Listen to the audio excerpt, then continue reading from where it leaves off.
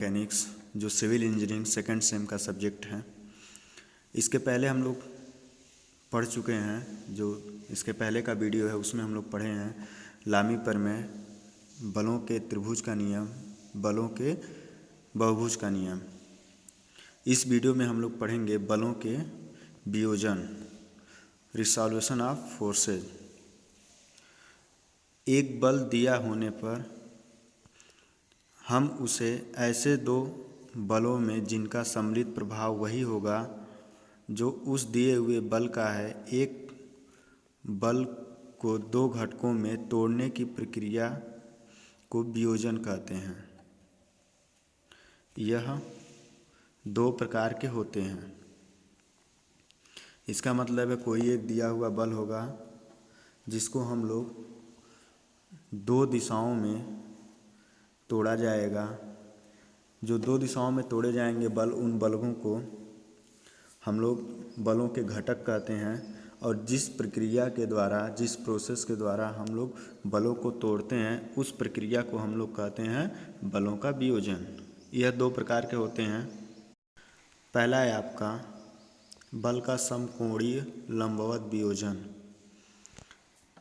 समकोणीय लंबवत वियोजन, जब किसी बल का वियोजन परस्पर लंबवत दो दिशाओं में किया जाता है तो उस बल का समकोणीय लंबवत वियोजन कहते हैं।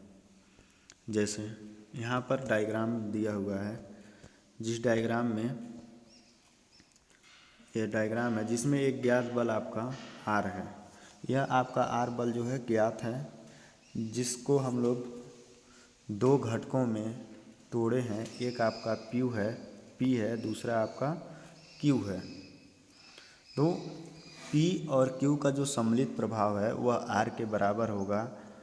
और हॉरिजॉन्टल में आपका पी है और ऊर्ध्वाधर में आपका क्यू है। यहाँ आप पहला इसके जो पहला प्रकार है वह पढ़ रहे हैं लंबवत या समकोणीय वियोजन। तो यहाँ पर पी और क्यू के बीच का जो एंगल बन रहा है यह 90 अंश का है।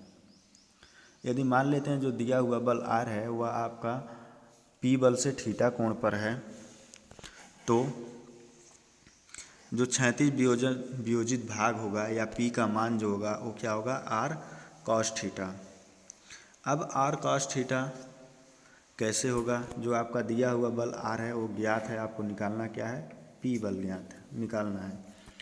अगर त्रिभुज ओ ए सी है आपका, त्रिभुज ओ ए सी में आप ट्रिग्नोमेट्रिकल राशियाँ कॉस थीटा और साइन थीटा लगाएंगे। तो सबसे पहले हम लोग लगा लेते हैं जो आपका ज्ञात बल है, कण आपका ज्ञात है, तो आप लगा लेते हैं sine theta equal to, sine theta equal to क्या होता है आपका लंब बटे कण होता है। साइन थीटा इजकल टू लंब बटे कण। तो लंब बटे कण हो गया, लंब आपका क्या हो गया क्यू और कण आपका हो गया आर। तो sine theta equal to Q बटे आर। तो आपका क्यू का मान क्या हो गया, आर साइन थीटा। तो यह हो गया आपका ऊर्ध्वाधर वियोजित भाग, यह आपका हो गया क्या, ऊर्ध्वाधर वियोजित भाग। लेकिन जब इसी त्रिभुज में ओ ए सी में हम लोग कॉस लगाएंगे, कॉस थीटा इजकल टू आपका क्या होता है, आधार बटे कण, आधार बटे कण। तो आपका आधार क्या हो जाएगा पी और कण क्या हो जाएगा आर, और आपका क्या है कॉस थीटा। तो P का मान क्या हो जाएगा, P equal to R cos theta. यह आपका P का मान यहाँ पर निकला हुआ है जो आपका हॉरिजॉन्टल है, और भी Q आपका क्या है वर्टिकल है। दूसरा है आपका बल का किन्हीं भी दिशा में वियोजन। जब बल को किसी भी दिशा में, जो दो दिशाएं दी हुए हैं कि आपको इन्हीं दिशाओं में वियोजित करना है, ज़रूरी नहीं है कि ये दोनों बल आपके लंबवत हों, तो उस कंडीशन में क्या होता है, उसको क्या कहते हैं, जब दिए हुए बल का वियोजन किन्हीं भी दो दिशा किन्हीं भी दो दिशाओं में किया जाता है तो उसे बल का किन्हीं भी दिशा में वियोजन कहते हैं। तो जो आपके वियोजित भाग होंगे जो चित्र में आपको दिखाया गया है, एक P और एक Q आपके जो दिया हुआ बल ज्ञात बल है R है, इसका वियोजित भाग है। तो P का मान क्या होगा, P equal to R sine beta upon sine alpha plus beta, और दूसरा क्या होगा Q equal to R sine alpha upon sine alpha plus beta. तो यह हो गए आपके बलों के वियोजन। आज के वीडियो में बस इतना ही। आपके फर्स्ट ईयर सेकेंड सेम का सब्जेक्ट है जिसमें हम लोगों को आज पढ़ना है FBD मुक्त पिंड आरेख। FBD क्या होता है, किसी बल निकाय की क्रिया के अधीन किसी दृढ़ पिंड पर कार्य करते हुए सभी ज्ञात एवं अज्ञात बलों को प्रदर्शन करने के लिए खींचे गए रेखा चित्र को मुक्त पिंड आरेख FBD कहते हैं। अब ये होता क्या है, जैसे यहाँ पर एक रिएक्शन बॉडी दिखाई गई है और एक तरफ आपका FBD बनाया गया है। रिएक्शन बॉडी में आपका एक पिंड है जिसको एक सरफेस पे रखा गया है और उसका जो सेल्फ वेट है वह W नीचे की तरफ कार्य कर रहा है यहाँ पर। और इसका जब हम लोग FBD बनाते हैं तो हम लोग सरफेस को हटा देते हैं, सिर्फ जो हमारी बॉडी होती है उस पर कितने क्रिया बल और कितने प्रतिक्रियाएं बल लगी होती हैं उन्हीं को हम लोग प्रदर्शित करते हैं। तो इसमें ये जो बॉडी है, बॉडी पर सेल्फ वेट इसका W ऊपर से कार्य कर रहा है नीचे की तरफ, और नीचे से जो सरफेस का रिएक्शन बल है वह आपका कैपिटल R कार्य कर रहा है, जो आपका पिंड पर नीचे से कार्य कर रहा है। यही आपका FBD डायग्राम होता है। यह W वेट हो गया और आपका R रिएक्शन हो गया। अब दूसरे डायग्राम की बात करते हैं।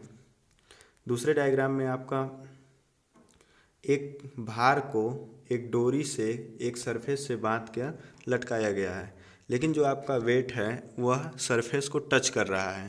तो डोरी में जो आपका बल लगेगा वह तनाव बल लगेगा और सेल्फ वेट इसका नीचे की तरफ कार्य करेगा। तो जब हम लोग इसका फ्री बॉडी डायग्राम बनाएंगे तो यहाँ पर हम लोग सरफेस को हटा देंगे। सिर्फ आपके बॉडी पर जितनी क्रिया बल और जितनी प्रतिक्रियाएं बल लगती हैं उन्हीं को हम लोग प्रदर्शित करते हैं। तो दूसरी तरफ जो FBD बनाया जा रहा है या इसमें यह आपकी बॉडी हो गई, बॉडी पर इसका W भार नीचे की तरफ कार्य कर रहा है और जो डोरी में तनाव है वह T बल आपका डोरी की दिशा में कार्य कर रहा है। लेकिन जिस स्थान पर आपका पिंड सतह से टच कर रहा था उस स्थान पर आपका सतह के द्वारा क्या कार्य लगाया जा रहा है, सपोर्ट रिएक्शन। तो यह आपका FBD हो गया दूसरे डायग्राम का। अगला है आपका समांतर बल। समांतर बल क्या होता है, वे बल जिनकी क्रिया रेखाएं एक दूसरे के समांतर होती हैं समांतर बल कहते हैं। एक दूसरे के समांतर का मतलब कुछ ऐसे बलों का समूह है, मान लीजिए, या आप कह सकते हैं कुछ 2 या 3 जैसे बल हैं।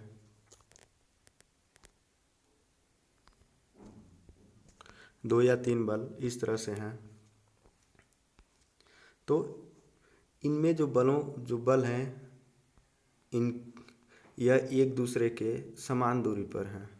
इनकी क्रिया रेखाएं एक दूसरे के क्या हो गई, समान दूरी पर हैं। तो ये बल आपके क्या कहलाते हैं, समांतर बल। यह 2 प्रकार के होते हैं। पहला है आपका समदिश समांतर बल। समदिश समांतर बल तो लाइक पैरेलल फोर्सेस, यह क्या होता है, यदि भिन्न बिंदुओं पर 2 या 2 से अधिक समांतर बल एक ही दिशा में कार्य करते हैं तब ये समदिश समांतर बल कहलाते हैं। जैसा कि नाम से ही आपको पता चल रहा है कि समदिश समांतर, समदिश का मतलब होता है एक ही दिशा में जो 2 बल आपके कार्य करेंगे वह आपके समदिश होंगे।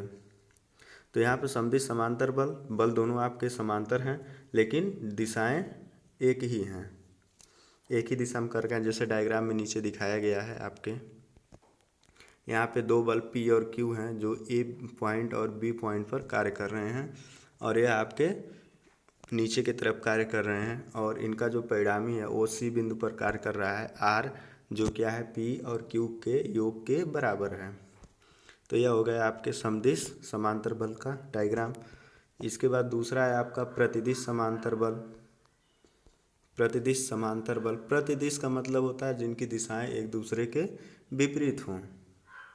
यदि एक पिंड के दो बिंदुओं पर लगे बलों की क्रिया रेखाएं आपस में समांतर परंतु विपरीत दिशा में हो तो उन्हें प्रतिदिश समांतर बल कहते हैं। तो यहाँ पे जो डायग्राम में आपको दिखाया गया है, यहाँ पर दो समांतर बल हैं, एक P और एक Q। यह किसी भी बॉडी के बिंदु A और बिंदु B पर कार्य कर रहे हैं। तो इनकी ये एक दूसरे के समांतर हैं, लेकिन इनकी दिशाएं क्या हैं? विपरीत हैं। P आपका नीचे की तरफ कार्य कर रहा है, Q आपका ऊपर की तरफ कार्य कर रहा है। R आपका कहाँ कार्य करेगा? R इक्वल टू क्या होगा? P minus Q। यदि P ग्रेटर देन Q है तो हम मान लेते हैं जो आपका प्रतिदिश बल है P ग्रेटर देन Q है, तो उस कंडीशन में आपका P माइनस Q आपका रिजल्टेंट होगा, और जो रिजल्टेंट की दिशा होगी, परिणामी की दिशा होगी, वो P बल की दिशा होगी और P बल के समीप होगा। और आज के लिए बस इतना।